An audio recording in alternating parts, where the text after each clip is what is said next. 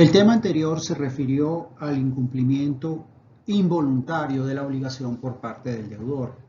Veíamos anteriormente que son esas circunstancias, esos obstáculos que sin ser imputables a la responsabilidad o sin ser culpa del deudor, le impiden cumplir efectivamente la prestación que se había comprometido con su acreedor. Toca ahora hablar de lo que es el incumplimiento voluntario de la obligación.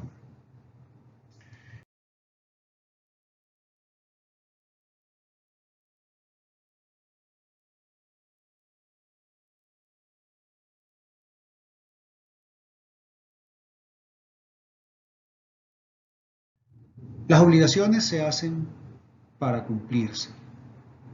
Si el deudor no cumple con su obligación, no cumple por total o parcialmente con aquella prestación que se comprometió con su acreedor, trae como consecuencia que él incurra en una responsabilidad. Él tiene que asumir las consecuencias que ese incumplimiento origina para el acreedor. Este incumplimiento puede ser porque intencionalmente el deudor diga o se proponga no ejecutar la prestación en favor de su acreedor, o puede ser producto de una imposibilidad con ocasión a su negligencia, a su culpa. Por ejemplo, si tenemos el caso de aquel deudor que no cumple porque cae en una situación económica difícil y se escuda en esta situación económica para no cumplir.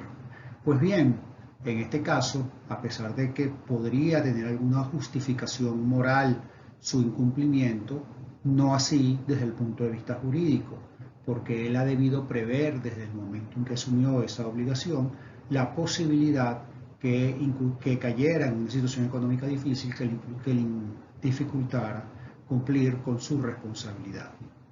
Fíjense que cuando el deudor incumple con una obligación de manera voluntaria, él tiene que responder, él tiene que indemnizar al acreedor por ese incumplimiento. No solo debe cumplir efectivamente la obligación, que como veíamos antes, ese cumplimiento puede ser en especie o por equivalente, sino que además tiene que resarcir los daños. Y ahí es donde tocamos el tema de la responsabilidad civil contractual del deudor. Ahora, no se confundan con el hecho de que se hable de responsabilidad civil contractual, porque si el deudor incumple cualquier obligación que puede ser nacida de un contrato o de alguna otra fuente de obligaciones, y ese incumplimiento origina algún daño, también estaremos hablando o estaría dentro del campo de la responsabilidad civil contractual. Es decir, no solo se refiere al incumplimiento de una obligación derivada de un contrato, sino además del incumplimiento de una obligación preexistente, aunque su fuente sea distinta de un contrato. Para que hablemos de responsabilidad civil contractual, tienen que darse unos requisitos. Recuerden que por responsabilidad civil contractual entendemos la obligación del deudor de reparar al acreedor los daños y perjuicios que el incumplimiento culposo de la obligación genera. Es decir, que el deudor no solo estará obligado a ejecutar lo que efectivamente se comprometió a hacer o no hacer, sino que además el deudor tendrá que indemnizar al acreedor por los daños que origina. Cuando hablamos de los requisitos de la responsabilidad civil contractual, básicamente son tres. El primero es un incumplimiento culposo de una obligación. Y ahí nos toca empezar a ver qué se entiende por culpa. El segundo se requiere para que haya una responsabilidad civil que se produzca un daño. Es decir, que la inejecución por parte del deudor de su obligación afecta el patrimonio del deudor más allá del propio incumplimiento. Origina un daño que debe ser indemnizado. Finalmente, el tercer requisito para que estemos en presencia de una responsabilidad civil contractual es que haya un vínculo causal entre el incumplimiento culposo y el daño. Es decir, que el origen de ese daño sea de manera directa el incumplimiento por parte del deudor de la obligación. Incumplimiento que además debe ser culposo. Porque si este incumplimiento se debe a una causa extraña no imputable, es decir, si es un incumplimiento involuntario, pues no nacerá la responsabilidad civil. El deudor no estará obligado a indemnizar cualquier eventual daño y perjuicio. Para que nazca la responsabilidad civil es necesario entonces un incumplimiento culposo de la obligación, que el deudor sufra efectivamente un daño y que ese daño sea producto o sea causado justamente por el incumplimiento culposo del deudor. Analicemos entonces a profundidad cada uno de estos requisitos. Primer elemento es el incumplimiento culposo de la obligación. Este incumplimiento culposo de la obligación se traduce en un elemento de naturaleza objetiva y otro elemento de naturaleza subjetiva. Cuando hablamos de un elemento de naturaleza objetiva, nos referimos a que efectivamente hubo una inejecución por parte del deudor de la prestación debida en el caso de las obligaciones de dar o hacer, o en la realización por parte del deudor de aquello que se comprometió a abstenerse de realizar, en el caso de las obligaciones de no hacerlo. Recordemos que esta inejecución puede ser total o parcial, definitiva o temporal, es decir, puede ser que el deudor no cumpla en el momento que se comprometió, sino cumpla en algún momento posterior. Pues bien, si este cumplimiento es tardío, si este cumplimiento es fuera del tiempo que habían pactado las partes y ese retraso origina un daño para el deudor, para el acreedor, entonces el deudor tendrá que responder por ese retardo en el cumplimiento. El otro elemento es el elemento subjetivo. Y cuando hablamos de elemento subjetivo, se atiende a que no al objeto de la prestación, no se trata que el deudor no cumplió con aquello que se comprometió, sino se trata de ver por qué no cumplió el deudor. Es decir, aquí atiende a esa naturaleza del deudor, a la persona del deudor. Y este incumplimiento puede ser por dolo, es decir, el propósito perverso, el propósito de mala fe que tiene el deudor justamente de no cumplir lo que se comprometió, mientras que la culpa contractual, debemos que relacionarla con el deber de diligencia. Me explico un poco más. El elemento subjetivo nos lleva a ver si el deudor actuó, si la persona del deudor actuó o dejó de hacer lo que se comprometió, bien sea de mala fe, con intención, con el propósito de no cumplir y causar un daño al deudor, al acreedor, o lo hizo por culpa, porque el nivel de diligencia que aplicó en la ejecución de la obligación no fue tal que al que estaba obligado, bien sea por el acuerdo entre las partes o bien sea por mandato de ley. Fíjense que cuando hablamos de culpa estamos hablando a el deber de diligencia. ¿Qué significa esto? Significa el cuidado que debe tener el deudor a la hora de desarrollar su actividad. ¿Para qué? Para que ese deber de diligencia lo ponga en situación de cumplir exactamente con su obligación conforme fue pactado. La diligencia se debe comparar con un concepto abstracto que es el que viene de la época romana, que es la figura del pater familia. Entonces, la culpa contractual consiste en la omisión del deber de diligencia que debe emplear el deudor en la ejecución de la obligación. Y eso es lo que se conoce como negligencia.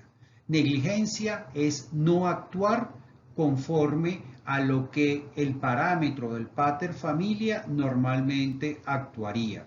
Si no se actúa de esa manera, se está siendo negligente. La inobservancia de la diligencia media es lo que conocemos como culpa leve o normal. Normalmente en los contratos o en las obligaciones lo que origina el nacimiento de la responsabilidad civil es que el deudor no empleó una diligencia normal, lo que cualquier persona, lo que cualquier buen padre de familia hubiese podido realizar para cumplir con su obligación. Ahora, hay relaciones obligacionales, relaciones contractuales, que bien sea por el pacto entre las partes o por mandato de ley, el deudor no solo se le exige que tenga un nivel de diligencia medio, sino que además se le exige que tenga un nivel de diligencia supremo, que sea muy diligente. ¿Y por qué? Porque si hay un mínimo atisbo de culpa, es decir, si no fue excesivamente diligente, entonces el deudor será responsable.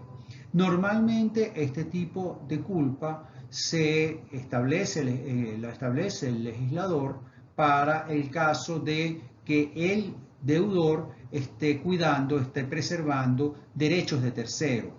¿Por qué? Porque se le exige que ponga un cuidado máximo porque no son sus propios derechos, sino que él está cuidando un derecho ajeno. Cuando hablamos de culpa grave, que es justamente cuando se le exige al deudor un nivel de diligencia superior a la media, la omisión del grado mínimo de diligencia origina responsabilidad. Entonces se dice que estamos en un caso donde el deudor responde incluso por culpa levísima, es decir, por no haber desarrollado la diligencia máxima, esto es, la del hombre extremadamente escrupuloso en el cumplimiento de la obligación. Ahora, la culpa puede ser, desde el punto de vista positivo, en una culpa faciendo que consiste en un comportamiento de no haber hecho lo que tenía que hacer. La culpa fehaciendo consiste en un comportamiento positivo, es decir, el deudor hace algo que no ha debido ser, hace algo que lo hace incurrir en su responsabilidad porque al hacer eso está actuando de una manera negligente. Por ejemplo, el no colocarse el cinturón de seguridad, pues ya eso es una culpa que él debe colocarse el cinturón de seguridad. Pero si él va a un exceso de velocidad, él está siendo negligente. ¿Por qué? Porque está haciendo una actividad que una persona normalmente diligente no haría. Entonces vemos que la culpa puede consistir en un acto positivo, la culpa faciendo o la culpa haciendo, o puede consistir incluso en un comportamiento negativo, un dejar de hacer aquello que una persona normalmente diligente realizaría, por lo que en este caso estaríamos en una culpa omitiendo. Entonces, en el ejemplo que les ponía, el no ponerse el cinturón de seguridad origina una culpa omitiendo y el ir a exceso de velocidad generaría una culpa faciendo. La noción de culpa se asocia a la inejecución de la obligación contraída y en principio la culpa es presumida por el legislador patrio. ¿Por qué señalo en principio? Recientemente la sala civil del Tribunal Supremo de Justicia ha venido adoptando una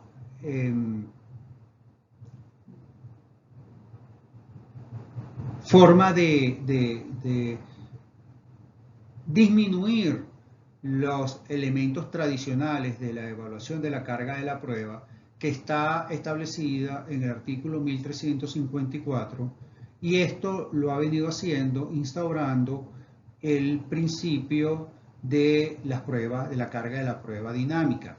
Pero van a leer ustedes en los libros de obligaciones que nuestro legislador patrio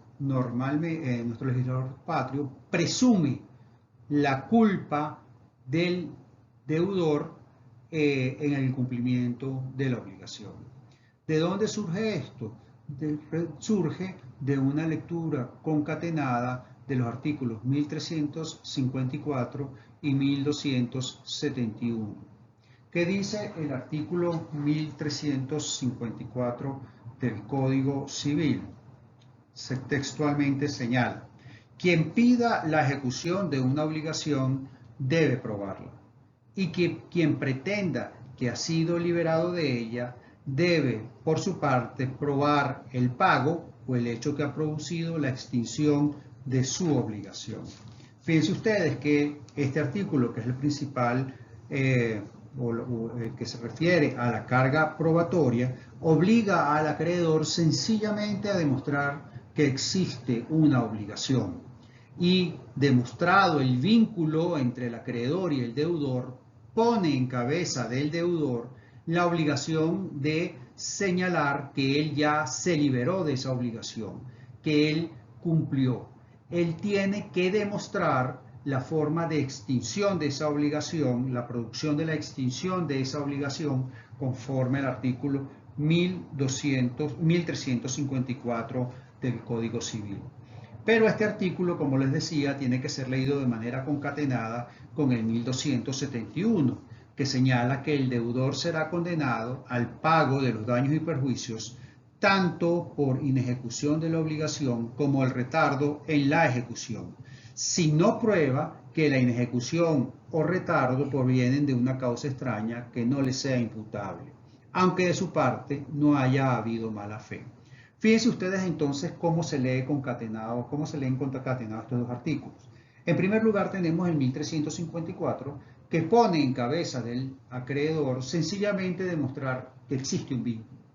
El acreedor solo tiene que demostrar que hay una relación obligacional donde él es sujeto activo y el deudor es sujeto pasivo. Cuando él logra demostrar eso, ya se traslada la carga de la prueba en el deudor. ¿Qué tiene que probar el deudor? Tiene que probar, conforme al 1354, que él se liberó de la obligación, que él ya cumplió o que hubo alguna causa que generó la extinción de esa obligación, que veremos más adelante en el curso. Pero, además, si él no logra demostrar que cumplió, él tendría que demostrar que su incumplimiento no se debió a una causa que es imputable a él. Es decir, que el legislador en el artículo 1271 pone en su cabeza la obligación pone en cabeza del deudor la obligación de demostrar que el retardo o el incumplimiento se debió a una causa extraña que no le es imputable. Es decir, ven ustedes cómo se presume que el deudor o que el incumplimiento es culposo, porque si el deudor no logra demostrar que el incumplimiento se debió a una causa extraña no imputable o no logra demostrar el cumplimiento, entonces se verá obligado a pagar, a cumplir efectivamente con la obligación. Ahora, existen situaciones en las cuales el acreedor se vería obligado a demostrar no solo la existencia de la obligación, sino también la inejecución o el incumplimiento culposo del deudor. Es decir, son casos específicos donde no hay un incumplimiento o no hay una presunción de incumplimiento en cabeza del deudor. ¿Cuáles casos son estos? En primer lugar, tenemos el caso de cumplimiento defectuoso. Es decir, para el deudor, él siente que ha cumplido.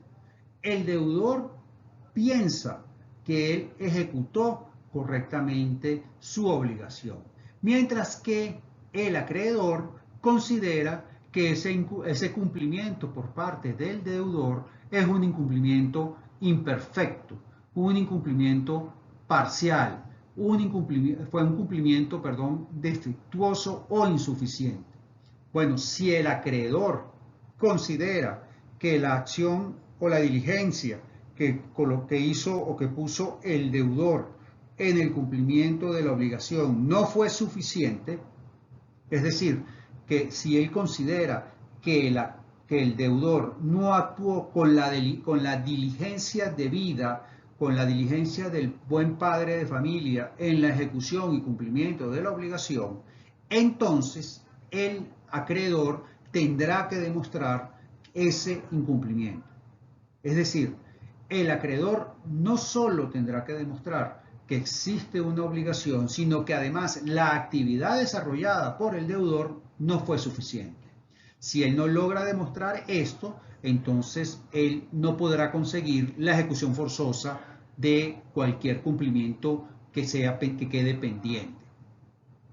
Ven ustedes cómo en este caso, si el deudor comienza a cumplir y el acreedor considera que ese incumplimiento no es completo, entonces el acreedor tendrá que probar por qué considera que ese incumplimiento es defectuoso. El segundo caso es en las obligaciones de no hacer. ¿Por qué? Porque el acreedor debe demostrar que el deudor efectivamente realizó la conducta que se había comprometido a no realizar, que efectivamente el deudor hizo lo que estaba prohibido. Entonces, en este caso, no opera una presunción de culpa por parte del deudor, sino que el acreedor tendrá que demostrar la existencia de esa obligación de no hacer y que el deudor incumplió con esa obligación de no hacer y por lo tanto, al hacer lo que estaba prohibido, incurre en una responsabilidad civil. En este caso, ven ustedes cómo en las obligaciones de no hacer no existe una presunción de incumplimiento.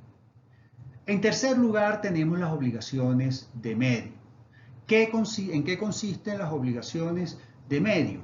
Las obligaciones de medio se refiere a aquellas obligaciones donde el deudor no garantiza un resultado, sino sencillamente se compromete a desarrollar una actividad que puede ser del buen padre de familia o del mejor padre de familia, dependiendo del pacto entre las partes o del tipo de relación contractual. Pues bien, si la obligación es de medio, el acreedor deberá demostrar no solo que existe la obligación, sino que el deudor no realizó su actividad o conducta con la diligencia debida.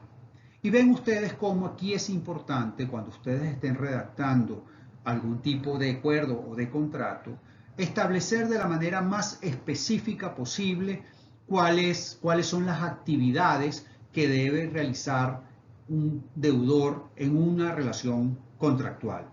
¿Cuáles son los elementos que originan un incumplimiento si estamos en presencia de una obligación de medio? Porque si es una obligación de resultado, es decir, aquel donde el deudor se compromete a que se debe dar un resultado determinado, pues bien, en las obligaciones de resultado, el acreedor solo tiene que demostrar que existe la obligación de resultado. Y el deudor tendrá que demostrar que el resultado se obtuvo. Y si no se obtiene el resultado que se comprometió, entonces, en ese caso, el deudor será responsable. Él no podrá probar la liberación de la obligación. Entonces, es muy importante que ustedes tengan en cuenta cuáles, a la hora de redactar un acuerdo entre las partes, determinen muy bien cuáles son las conductas esperadas de cada una de las partes. Porque este va a ser el elemento probatorio fundamental a la hora de determinar o de distribuir las distintas cargas probatorias. Sin embargo, recuerden lo que les dije hace algunos minutos, en el sentido de que nuestro Tribunal Supremo ha venido adoptando poco a poco el criterio de las cargas dinámicas de la prueba, que consiste a grosso modo en señalar que la carga probatoria corresponde a aquella parte que tiene facilidad para la obtención de la prueba determinada. Entonces, en uso de este principio de las cargas dinámicas probatorias, que ustedes estudiarán ya en su proceso, en su estudio de Derecho Procesal Civil, se darán cuenta que la carga probatoria va a correr o va a distribuirse de manera, no de manera uniforme, como les vengo diciendo, que dice el 1354 y 1271, sino que irá dependiendo en cada caso a la facilidad que tendrá cada parte de acceder a esa prueba. Con esto les dejo este primer video de el incumplimiento voluntario de la obligación.